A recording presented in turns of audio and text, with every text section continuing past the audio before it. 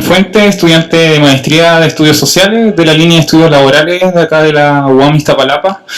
De cierta manera vengo en parte en representación de la comunidad o de la asamblea de chilenos y chilenas movilizada en Ciudad de México. Son los que están ahí, hemos movilizado, no sé si han visto las noticias, diarios y periódicos, que ese ha sido como nuestro objetivo acá, de visibilizar, de cierta manera de protestar también y condenar los hechos de violencia e intentar buscar y conversar, reflexionar y buscar algún tipo de salida o solución del actual conflicto social que se está viviendo en Chile. Entonces yo me voy a remitir en estos 10-15 minutos. Por favor, Paula, córtame. Ya. Voy a traer a colación algunos antecedentes del proceso de estallido social, entre comillas, que comenzó el 14 de octubre, el lunes pasado ya, en Santiago de Chile, y contextualizar algunos antecedentes sobre la dictadura militar, sobre otros antecedentes de movilización y conflicto social, sobre todo desde lo que va el siglo XXI, y vincularlo con ciertas demandas que están saliendo de manera, entre comillas, que podríamos eso también discutir, en qué grado está desorganizado el movimiento o la protesta social en Chile. Entonces, Gonzalo, por favor. Bueno, eso es Chile, para los que no nos conozcan, estrecho y largo al sur de Sudamérica. Yo vengo de esa región, la 9ª región al sur de Chile, de la región de la Araucanía. No sé si ubican también el conflicto chileno-mapuche. Bueno, centralmente se da en esta zona del país, en el sur. Así que eso como modo de contextualización. El sumario que les quiero presentar dice relación con, primero, el alza en el boleto del metro, que fue como lo que se difundió, principalmente los antecedentes de la movilización, la clase política desprestigiada, los pilares y continuidades de la dictadura y el estado de emergencia y derechos humanos, que un hecho, o son hechos muy graves que están pasando ahora mismo en Chile. Sobre la alza del precio en el boleto de metro, cabe recalcar de que Santiago de Chile es la única ciudad del país que cuenta con el servicio de metro. Entonces, eso va a considerar también de que solo, por así decirlo, la alza fue la gota que derramó el vaso. Fue un aumento que se podría decir, o se podría considerar algo marginal, de solo un 3%. Alrededor de que costaba, o quedó costando, o con la alza quedó algo como 27 pesos mexicanos el viaje en metro. Pero este 3% se debe contextualizar como la 20ª alza en el precio del metro en 9 años. Es decir, a los santiaguinos o a los usuarios de la red de movilidad de metro le habían subido el precio en promedio 2 veces por año. Eso a tener en consideración. El viernes 18 de octubre comienza las protestas en la mayoría de las capitales regionales, es decir, ya no es solo el metro. O sea, se empezaron a cobrar facturas, se empezaron a cobrar deudas, se empezaron a cobrar demandas en otras ciudades que no tenían el metro y que dicen relación con algunos antecedentes que a continuación voy a mostrar. Y bueno, en lo más álgido terminaron 16 ciudades grandes, entre comillas, con toque de queda, donde se restringía los derechos o libertades ciudadanas como de movilidad en la ciudad y de la libertad de reunión. Eso como para entender qué es un toque de queda. Antecedentes de la movilización en Chile. Atrás se ve la foto, una de las postales de la movilización de 2011, el movimiento estudiantil, que yo creo que es como lo más famoso a nivel internacional. Que los protagonistas en este caso fueron universitarios, pero son antecedentes o cabe recalcar antecedentes que vienen de 2001. Me voy a remitir solamente a la movilización y conflicto social a principios del siglo XXI. Se le llamó el mochilazo. Este mochilazo fue protagonizado por estudiantes secundarios, es decir, lo que podríamos entender acá como preparatoria. Jóvenes, hombres y mujeres jóvenes entre 13 y 17 o 18 años que se movilizaron, que protestaron en relación a la tarifa del transporte general, lo que decantó en una tarifa diferenciada, una especie de tarjeta de estudiante, se llama Tarjeta Nacional Estudiantil, TNE, que te aplican descuento en el transporte público. Entonces tenemos en la actualidad tenemos una tarifa preferencial. En 2016, el movimiento de los pingüinos, otra vez protagonista, estudiantes secundarios de preparatoria. En este caso se estaban cuestionando cuestiones legales o leyes sobre la educación, que decantó en la Ley General de Educación. Cuestiones que se modificaron como cosas como el currículum, la jornada, por así decirlo, en términos bien generales, la jornada de escolar, como cuánto tiempo se pasaban dentro de los liceos o colegios. Me salto al 2010 con el movimiento de Asamblea Constituyente, que no fue un movimiento tan unificado porque de cierta manera hubo fraccionamiento dentro de este movimiento, y lo que planteaban era la crítica a la actual Constitución de Chile, que en términos generales, cabe recalcar de que en términos generales sigue siendo en gran parte lo que se escribió y se redactó y se votó de manera legítima en dictadura. Esta Constitución sufrió algunas especies de reformas en el 2005 bajo el gobierno de Ricardo Lagos, pero en términos cualitativos, sustantivos, principalmente sigue siendo el gran corpus de la dictadura. Se borraron algunas cuestiones como bien inéditas, como la categoría de senadores vitalicios para expresidentes de la República. En esta ley se amparó a Augusto Pinochet para seguir siendo senador de la República hasta 2001 o 2002, no me acuerdo cuándo dimitió voluntariamente, entre comillas. O sea, un dictador fue nuestro senador hasta el 2001. Eso se cambió. 2011 me salta el movimiento estudiantil, que más o menos deben conocer, bajo las consignas como la educación gratuita y de calidad, cuestiones que podríamos discutir qué tan gratuito es. Algunos hablamos de un beneficio condicionado de voucher, beca de voucher. El 2012, Hidroaicén, en relación a un megaproyecto eléctrico en la Patagonia, querían instalar centrales hidroeléctricas en la Patagonia. Y esto decantó procesos de protesta y la paralización de ese megaproyecto. 2014, el NOMA FP, que vendrían siendo algo aquí, NOMA Afores, que son el símil en Chile. Entonces, cambio del sistema de jubilación. 2017, movilización nacional, sobre todo en las universidades, por los presos políticos mapuches a raíz de un montaje de inteligencia de carabineros que se le llamó Caso Huracán bajo el gobierno de Michelle Bachelet. 2018, el movimiento Mujeres, que principalmente tuvo su momento más álgido entre mayo y junio de 2008, en relación a las críticas sobre el sistema patriarcal, la violencia sistemática hacia las mujeres.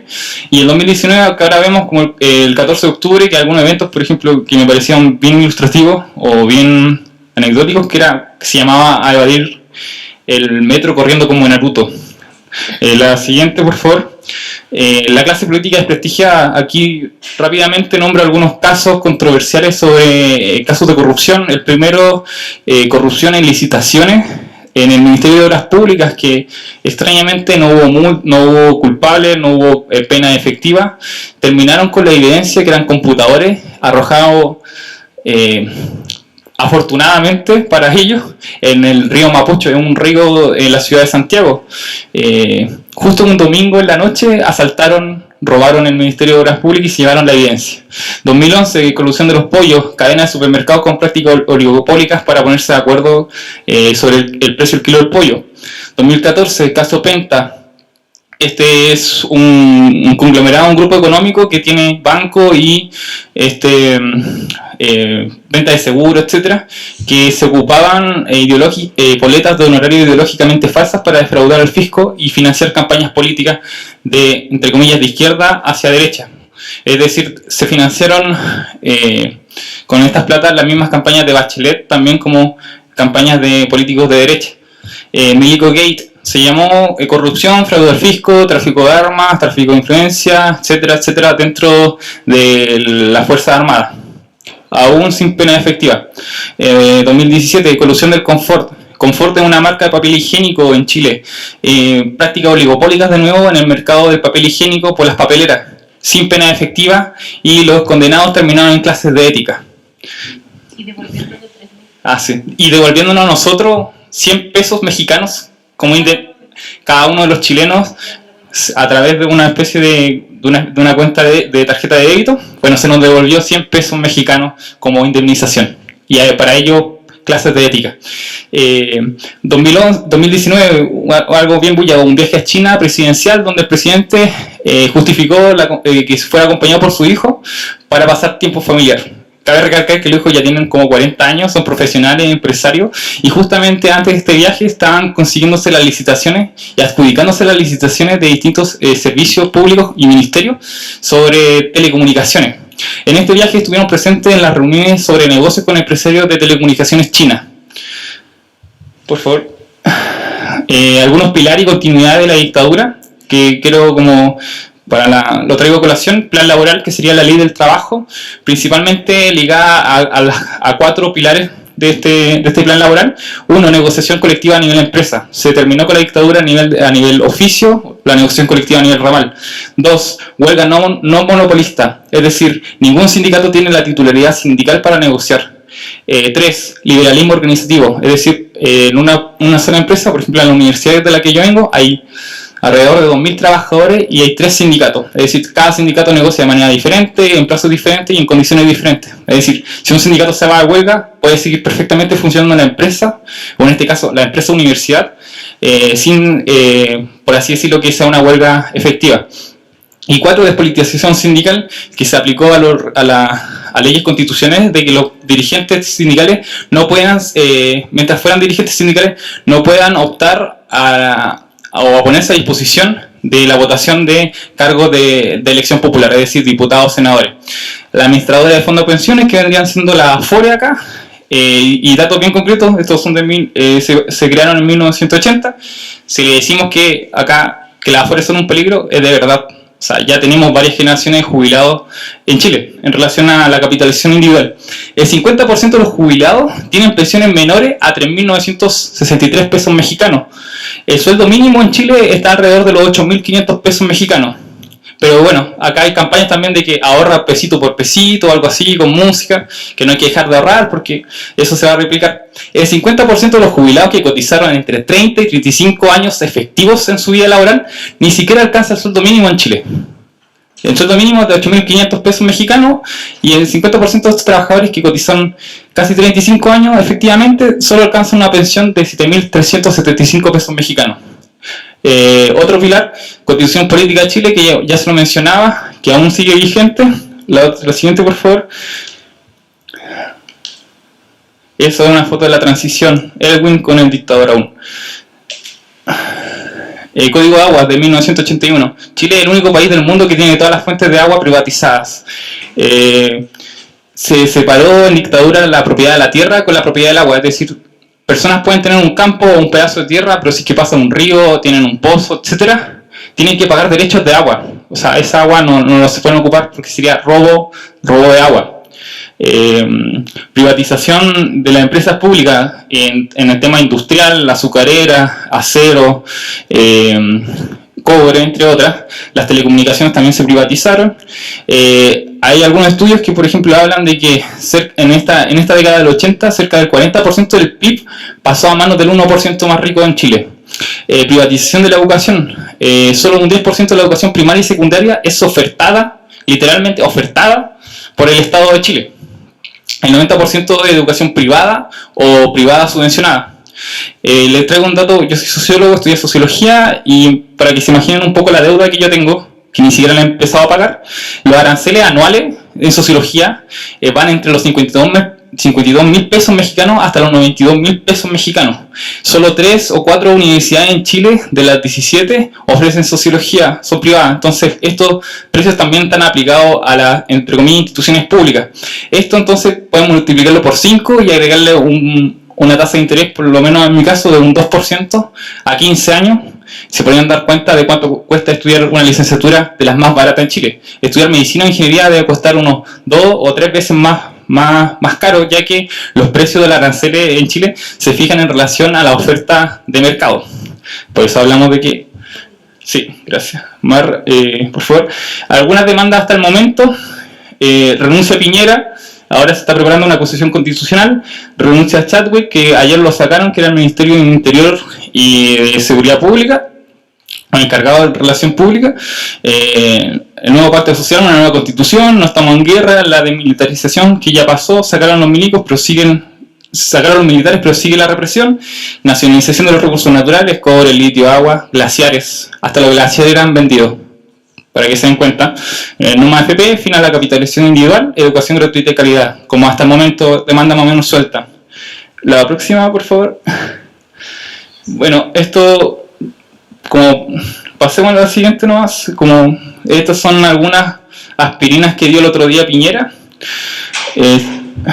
que yo creo que después se puede ahondar en la conversación, la siguiente, y que me parece muy importante el estado actual sobre el estado de emergencia y los derechos humanos. Estos son datos de hasta ayer a las 9:30 de la noche. Personas detenidas, van 3.535 personas detenidas en poco más de una semana, comparándolo por ejemplo con las protestas de Hong Kong, que ya llevan 2 meses. En Hong Kong han arrestado a 1.200 personas. En Chile ya llevamos 3.000. Y un dato importante, personas con heridas oculares, es decir, que han perdido un ojo, lo han dejado ciego ya por los disparos de balines, ya van en 127. Hay muchas demandas ya o amparos judiciales en relación a la violación de derechos humanos, hay denuncias de violencia sexual, hay denuncias de tortura y de disparos con armas de fuego. Entonces, de manera sintética, les traté de contextualizar un poco de lo que está pasando en Chile. Gracias.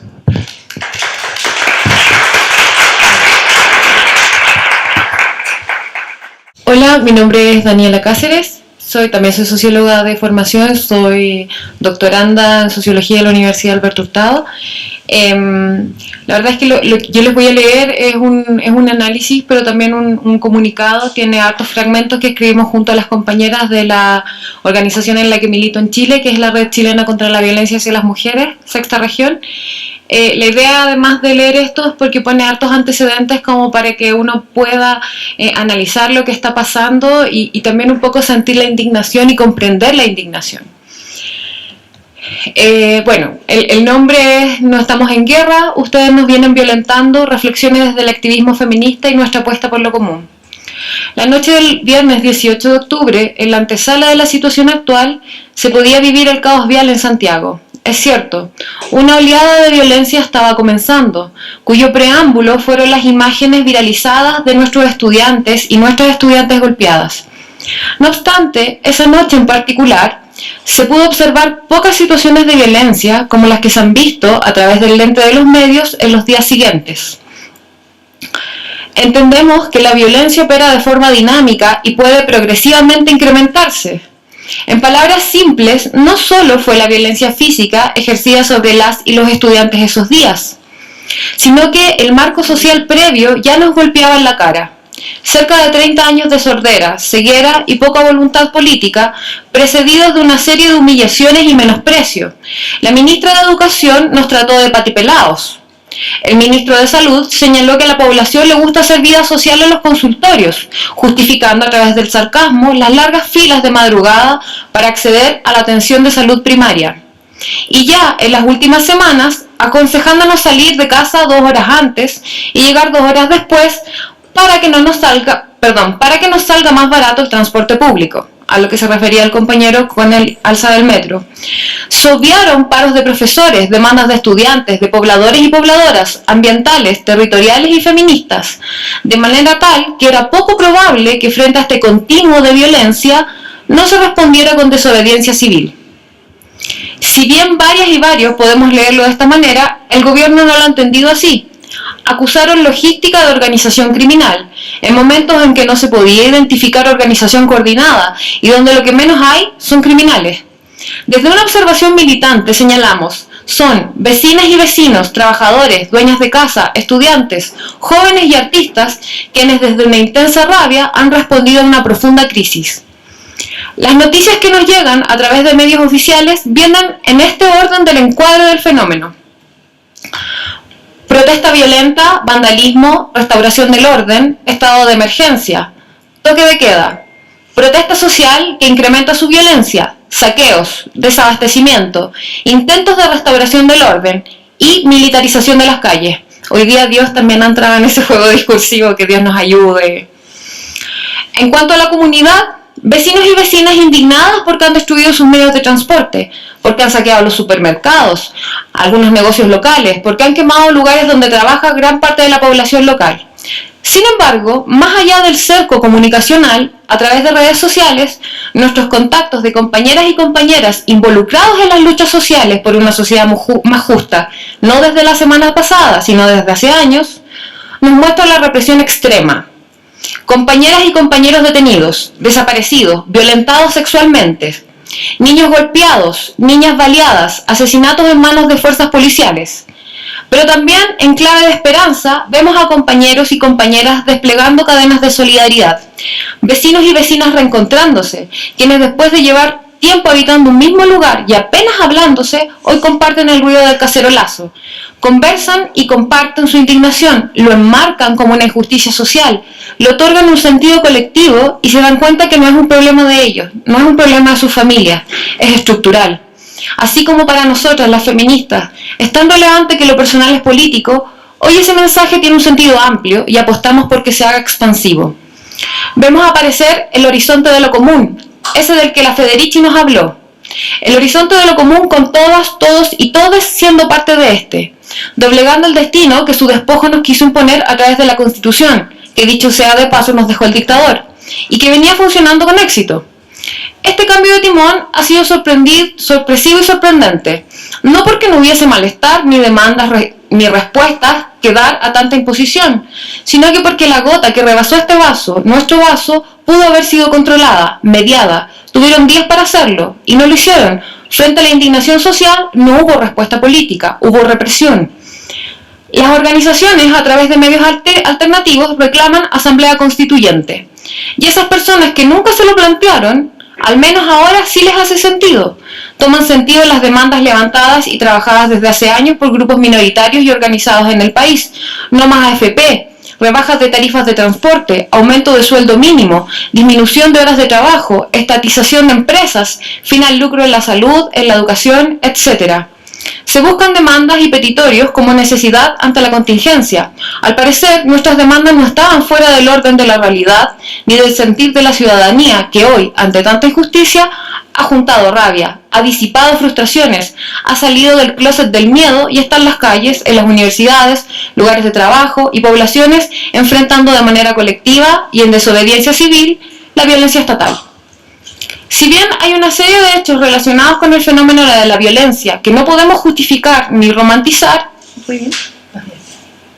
en parte porque como mujeres sabemos que la violencia no es meramente situacional, sino más bien estructural, no hay que mirarlo tan a la ligera, aunque estos, por supuesto, afectan a las y los de siempre, las y los más precarizados. Hay delincuencia, y esto viene, el análisis se pone por lo que muestran los medios oficiales, los medios de comunicación oficiales, que han tratado de enmarcarlo principalmente a través de la delincuencia. ¿Hay delincuencia? Sí, efectivamente hay.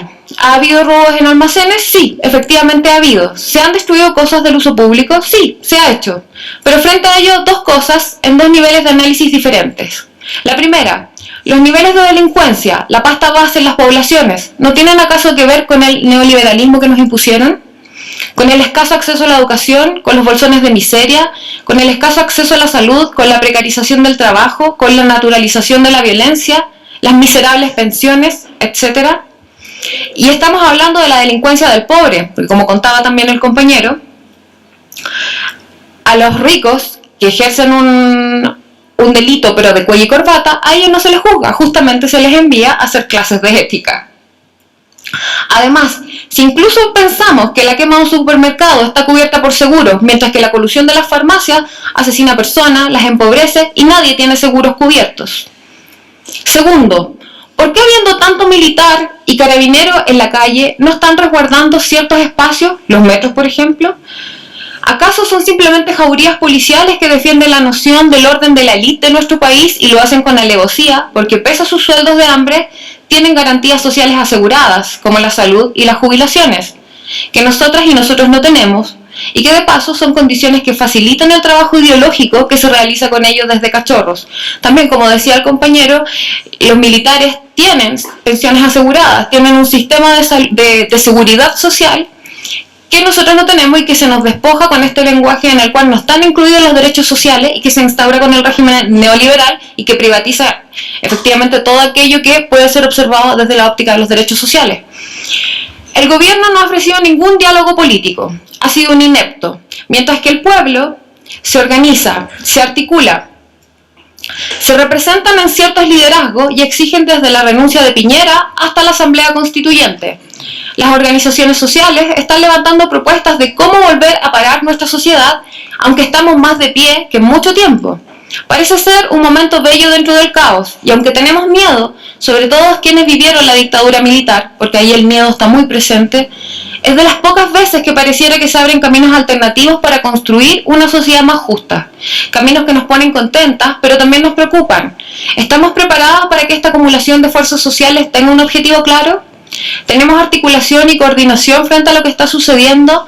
La rabia y explosión social tienen sus ventajas, pero también desventajas. Desventajas que al no ser contenidas por movimientos sociales fuertes, claros, coordinados y organizados, pueden llevarnos más a perder que a ganar.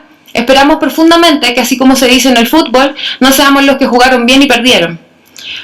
Para finalizar, esto no es una guerra civil, como en algún momento Piñera quiso enmarcar esta situación. Ha habido violencia bidireccional, sí, pero absolutamente desproporcional. Y la gente de a pie no se está enfrentando contra la población organizada. En realidad, es un gobierno autoritario que ha militarizado a la población en una reacción intolerante a la protesta social. El mismo que dijo, los niños primero, partió mostrando su intolerancia con aula segura, hasta llegar a balear niños y niñas en los primeros llamados a la evasión y violentarlos en las poblaciones. Bueno, eso no es una guerra civil. No obstante, cristalizar esa semántica y utilizar ese sentido es lo que permite justificar la represión. Y peor aún, y esto nos causa bastante miedo y sospecha, lo que la extrema derecha, la derecha fascista, sin tapujos, la del candidato prepresidencial, José Antonio Kast, por ejemplo, que pedía desde un principio a los militares en las calles, utilizará después que esto acabe. Ahora, no aparece porque hay indignación, pero aparecerá en la medida que el pueblo esté contra el pueblo y que la guerra civil haga más sentido. Esperamos que no, pero es parte de nuestro diagnóstico y creemos que tenemos que estar muy alertas para dar esa disputa. Además, y para finalizar, como feminista quisiera poner énfasis en algunos puntos.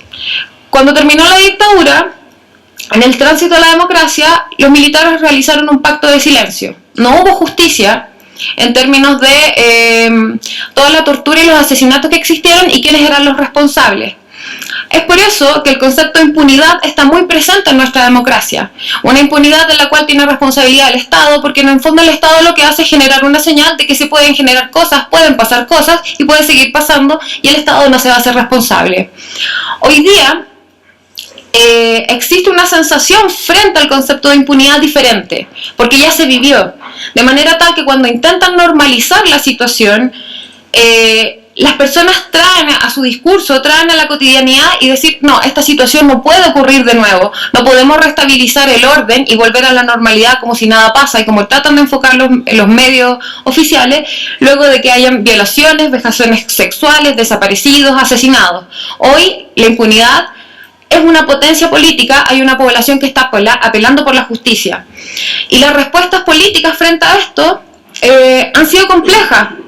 Una, porque parece no existir entendimiento de las demandas ciudadanas. Hay una encuesta que se realizó para competirle a la CADEM, que es una encuesta oficial, y se muestra que en realidad las demandas tienen que ver con la AFP, con los sueldos mínimos, cosas que no han sido mayormente tocadas por las respuestas que ha entregado el gobierno, y por otra parte también pareciera no existir como oídos frente a este tema que se relaciona con la impunidad, y ahí lo hablo como feminista. En el caso de las mujeres, la ministra Pla ha mantenido sistemáticamente un discurso respecto a que no han existido violaciones hacia mujeres, no ha existido tortura sexual hacia las mujeres y homosexuales, y de hecho, cuando se nombra el nuevo gabinete, a la ministra Pla se le mantiene.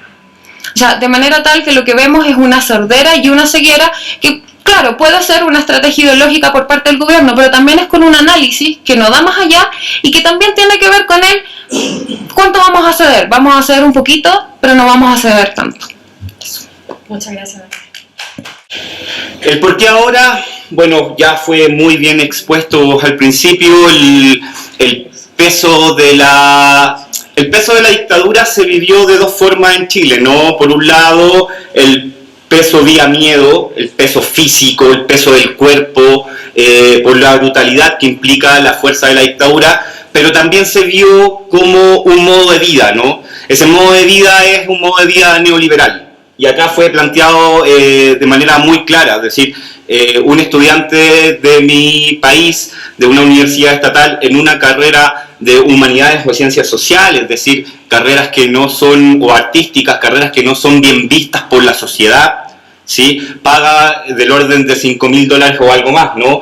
Una carrera de ingeniería, medicina, derecho puede llegar al orden de $10.000, cerca de $10.000 o un poco más también.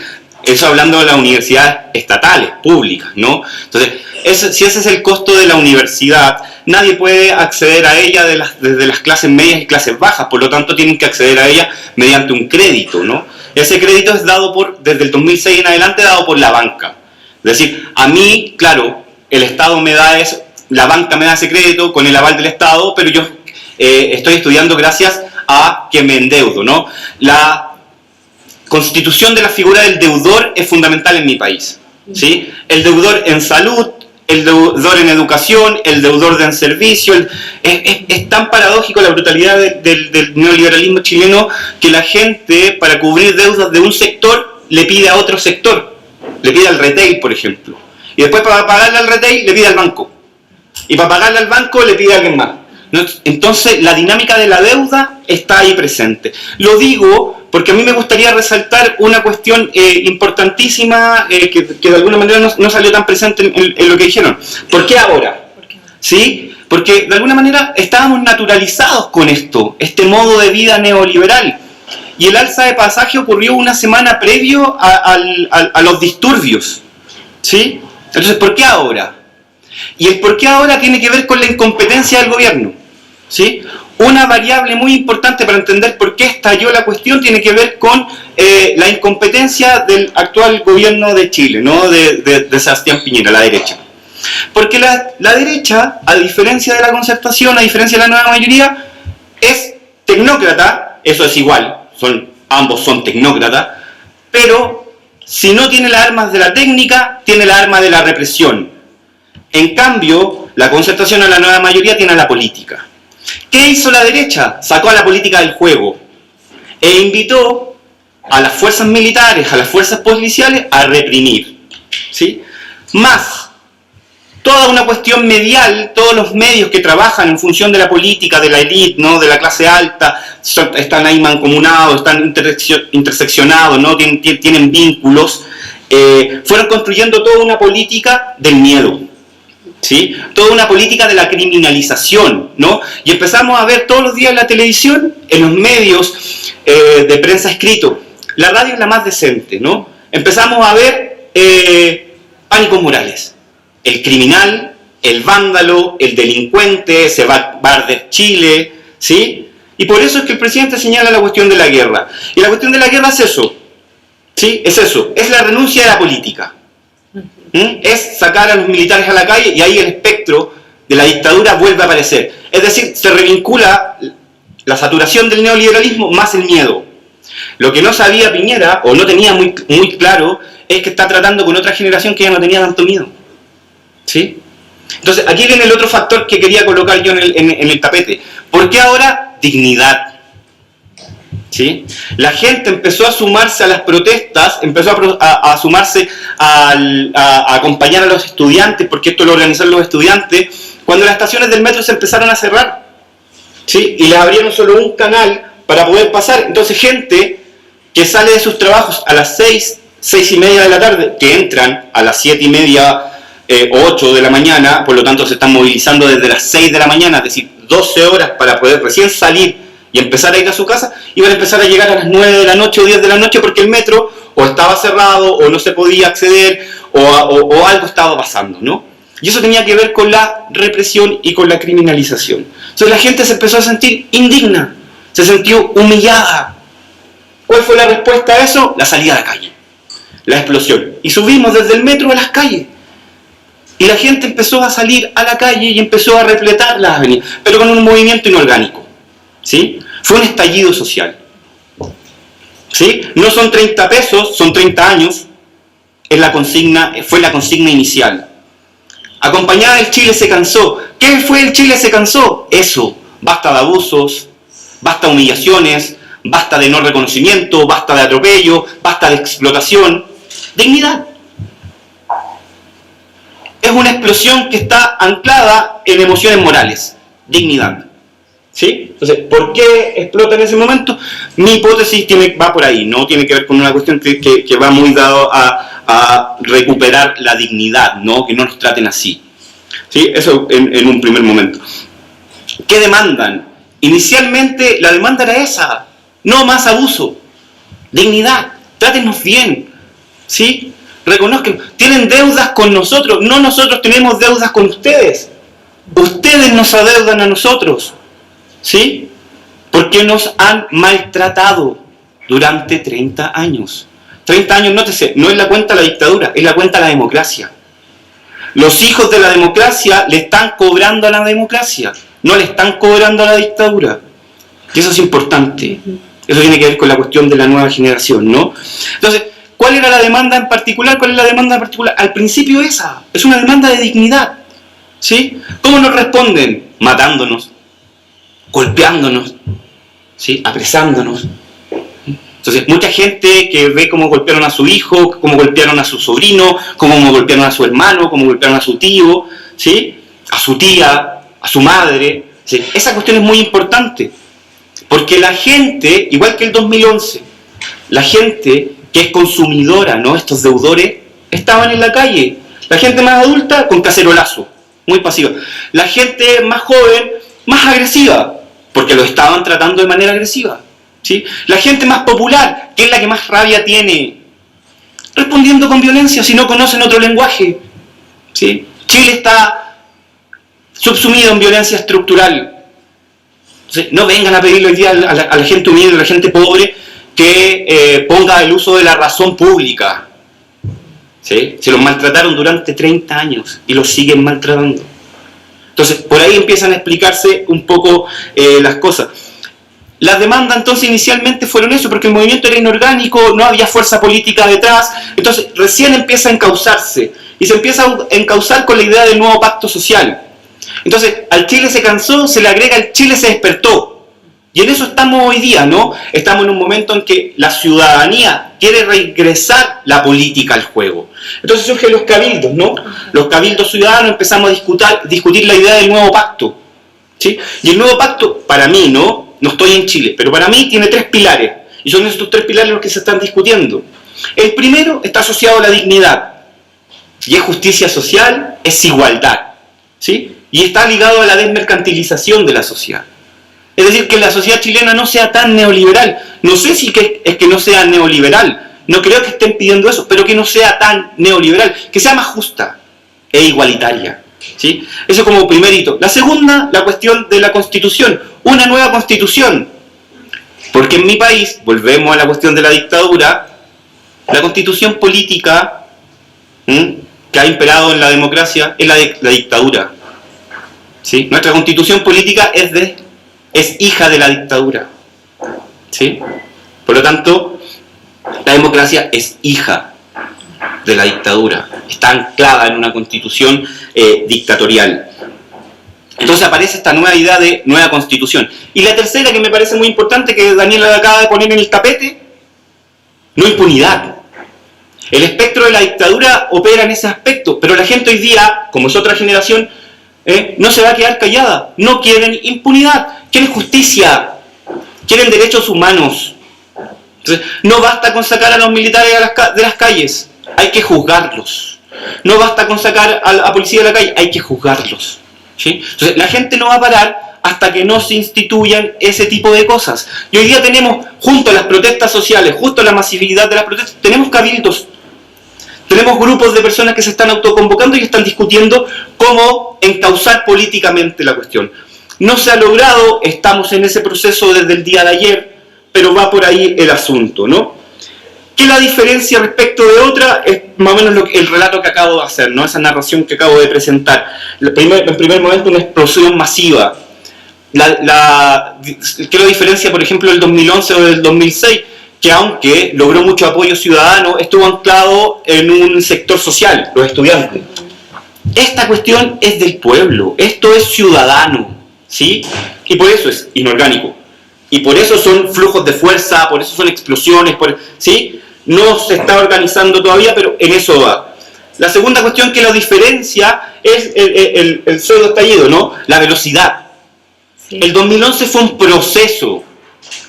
Este sí fue, desde mi óptica, ¿no? Fue un estallido. Sí. Porque las grietas del neoliberalismo, para usar la semántica que se utiliza en este lado del mundo,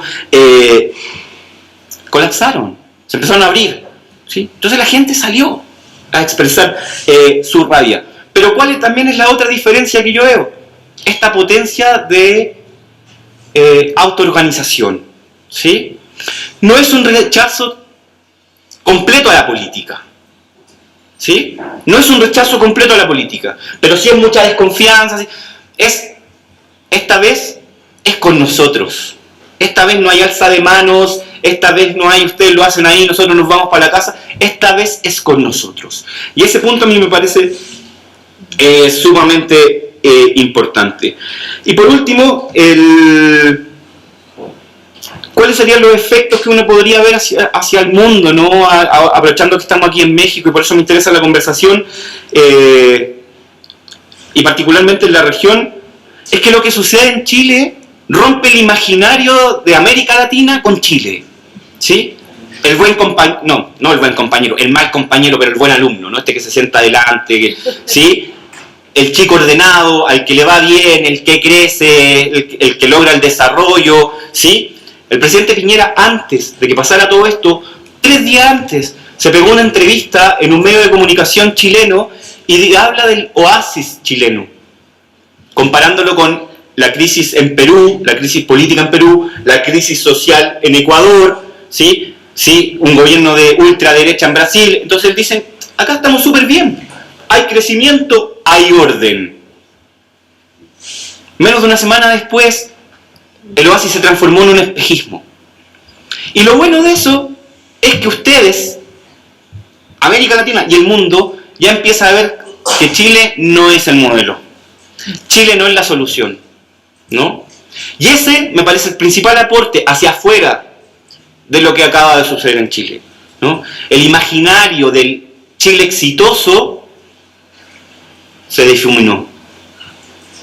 Y Chile es tanto o peor que sus vecinos, ¿sí? Porque estuvo muy bien la analogía con Tokio, ¿no? O con Francia, ¿sí? Nosotros en 3 días matamos a más de 30 personas, ¿sí? Herimos a miles, apresamos a miles, abusamos de miles, ¿sí? Esa es la incapacidad de la política chilena. Chile gobernado por tecnócratas, ¿sí? Represivos. Eso. Muchas gracias. Y solo para agregar o para reforzar un punto de lo que ustedes han dicho, efectivamente la desigualdad en Chile se expresa evidentemente en la inequidad en la distribución de los ingresos. Chile es uno de los países donde mayor inequidad hay en distribución de los ingresos, pero también hay una desigualdad y una violencia cotidiana que se expresa en el trato, que se canaliza a través de los apellidos, del color de la piel, de en qué posición estás, de qué barrio vienes, de si estudiaste en un colegio público, en un colegio privado, y genera procesos de discriminación cotidiana muchas veces invisibles, respecto de los cuales también la gente está cansada y lo ha puesto en la discusión. El gobierno no logra entender esto que le ha denominado la calle. Para quienes venimos de la geografía, eso es bien interesante en términos espaciales. Se le ha denominado la calle a todo el movimiento social. No logran entender qué es lo que está detrás de la calle, cuáles son los discursos, cómo se organizan, y menos aún han logrado dar respuesta a lo que se está demandando, que, como decían ya los demás compañeros, es muy diverso, pero tiene una raíz común, y que es la profunda desigualdad que ha traído como consecuencia un sistema que parecía tan armado, tan modelo, tan referente para América Latina, pero que fue siendo, me gusta la metáfora de la olla de presión. En algún momento esto iba a explotar. No era posible, no es posible que las personas vivan endeudadas, no es posible que tengas que hacer enormes filas de madrugada para atenderte en la salud.